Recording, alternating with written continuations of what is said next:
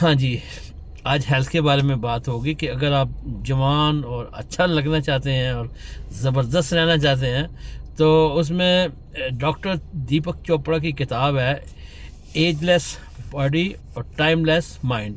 Ageless body timeless mind, और उसने बड़ा खूबसूरत तरीके से चीज़ों को बताया। और ख़ुद भी वो क्लिनिकल प्रोफेसर है कैलिफोर्निया यूनिवर्सिटी में, और उसके अलावा भी जो इंटीग्रेटिव मेडिसिन पे, पर्सनल ट्रांसफॉर्मेशन पे उसने काफ़ी रिसर्च है उसकी। और उसके अलावा उसने 92 बुक्स लिखी हैं, और उसके अलावा उसको टाइम मैगज़ीन ने हीरो ऑफ द सेंचुरी का अवार्ड भी दिया हुआ है। तो बात यह है कि मतलब इतनी रिसर्च के बाद, इतनी उसके बाद जो उसने लिखा ज़बरदस्त चीज़ें जी, ज़बरदस्त चीज़ें हैं। उसने कहा कि एज का तल्लक बीमारी से बिल्कुल भी नहीं है। हमने क्या किया हुआ होता है कि दूसरों को मरता देखते हैं तो अपने आप को भी उसी में तैयार कर लेते हैं। हरगिज़ ऐसा नहीं कहते हैं कि एक साल में सिर्फ 1% एज बढ़ती है, साल में 1% एज बढ़ती है। और हमने क्या सपोज कर लिया होता है, उसको देखा, ये जो चार्ज की खोपड़ी है ना, इसमें घुसाई होती हैं चीज़ें। तो बात ये है कि आपने दिमाग को जैसे आप फीड करते हैं वैसे ही हो जाते हैं। अब उसमें होता क्या है कि कहते हैं कि 99% कोई तल्लक ही नहीं आपका बीमारी के साथ होता।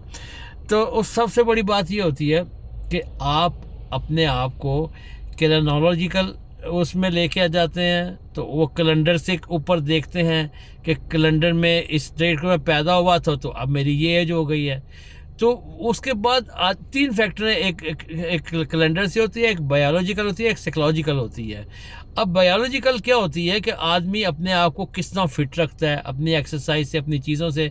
उसकी एग्जांपल बड़ी मोटी सी दी है, रोनाल्डो की एग्जांपल दी है कि वो 37 या 38 की जितनी भी एज का इस वक्त वो था, उसको जब चेक किया तो वो 18 साल का उसकी एज के बराबर था, क्योंकि उसने अपने बॉडी को उसी तरह फिट किया हुआ था।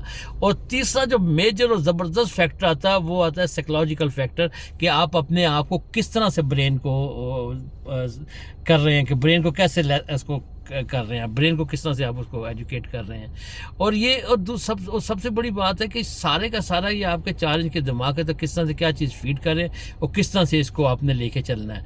और बड़ी बात यह है कि आपको प्रेजेंट में रहना है। पास्ट में जो चला गया जाने दे, फ्यूचर में जो होगा वो देखा जाएगा। क्योंकि जितना स्ट्रेस आप लेते हैं, पहले आप सोचते रहते हैं, फिर वो आपके बॉडी में वो सारा आपके दिमाग के अंदर सारा चला जाता है, और वो सारी बॉडी को अफेक्ट कर रहा होता है जो भी स्ट्रेस होता है।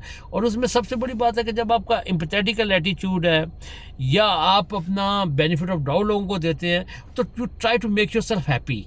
मसले तो आते ही रहने, ज़िंदगी जब तक नहीं ख़त्म हो जाती। और जो फ्यूचर में होना वो भी देखा जाएगा, जो पास्ट के उसको दफ़ा कर दें जो होने वाला है। तो इसी तरह से उन्होंने एक बड़ी ज़बरदस्त एग्जांपल भी दी कि एक औरत का हार्ट ट्रांसप्लांट हुआ। जब हार्ट ट्रांसप्लांट हुआ तो उसको, जब वो ठीक हुई तो उसको बड़ा दिल चाहे उसका बियर पीने पे, उसका बड़ा दिल चाहे मैकडॉनल्ड में खाने पे। उसने कहा इससे पहले तो ऐसा कभी भी नहीं हुआ था। बाद में पता ये चला कि जिस रिसर्च की उन्हें पता चला जिस आदमी का हार्ट ट्रांसप्लांट किया था उसको बड़ा शौक था ये चीज़ें करने का, उसको बहुत शौक था ये बियर पीने का। अब वो जो उसके हार्ट में जो उसके अंदर जो उस बंदे के सेल थे, उसने ब्रेन को वही मैसेज दिया कि वो इसी तरह पे उसने शुरू कर दिया। आपने अपने जो ब्रेन है, आपने उसको ये मैसेज देना है, उसको आपने अलाइव करना है। आपको जो एजिंग जो आपका सेल है उसको आपने अपने फिट करना है कि भाई I am still young and I am healthy. और ये मैसेज जो देंगे उसी तरह से वो चलते जाएंगे। And try to be happy, try to be relax. लंबी हो जाती है, मज़ा नहीं आता, लोग देखते नहीं।